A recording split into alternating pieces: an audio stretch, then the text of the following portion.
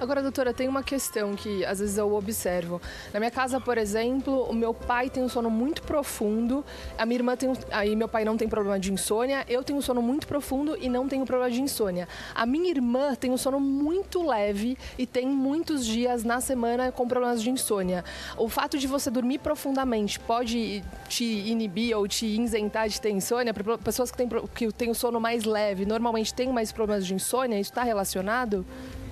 Existe uma predisposição, vamos dizer assim, genética. Então, existem famílias que têm maior predisposição a ter insônia. Então, já são pessoas que, por exemplo, antes de fazer uma prova, ela já tem dificuldade de dormir.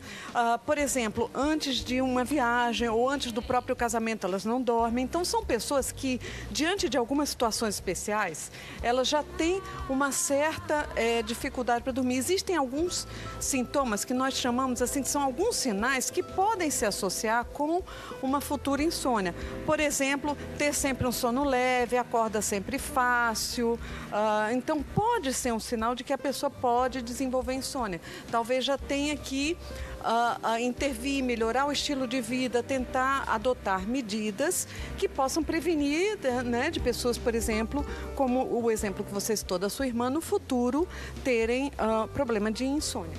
Vamos entender estilo de vida, vamos entender alimentação. Mas antes, doutora, eu quero te convidar para participar de uma brincadeira com a gente. A gente fez um videozinho de jogo dos 7 erros. Certo e errado para ter uma boa noite de sono. Então a gente vai mostrar todos os erros para ouvir as suas observações e depois a gente mostra a correção dos erros. Vamos lá?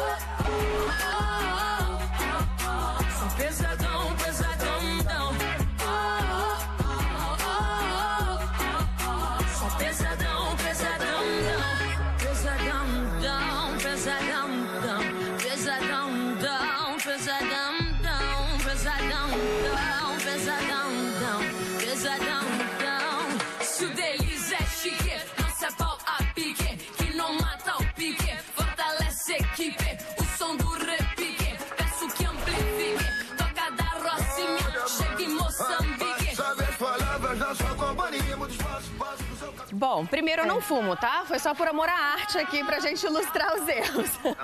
Mas esses fatores que parecem bobagem, tipo uma cama, um quarto muito confuso, cigarro, café, essa música e celular, isso tudo impacta na qualidade do sono, doutora?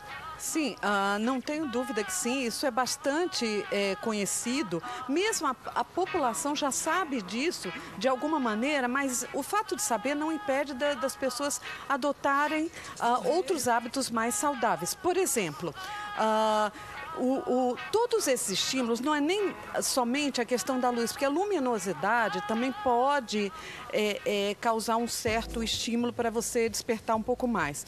Mas também o estímulo que aquilo causa, principalmente essas técnicas, essas mídias interativas. Então você vai e responde. Então aquilo é um estímulo, falar no celular, resolver problema, responder e-mail. Não é só porque, por exemplo, a TV, ela pode estimular, porém, para algumas pessoas ela pode ajudar. Então é importante você se conhecer. Menos iluminação não quer dizer que você precisa ficar totalmente escuro, né?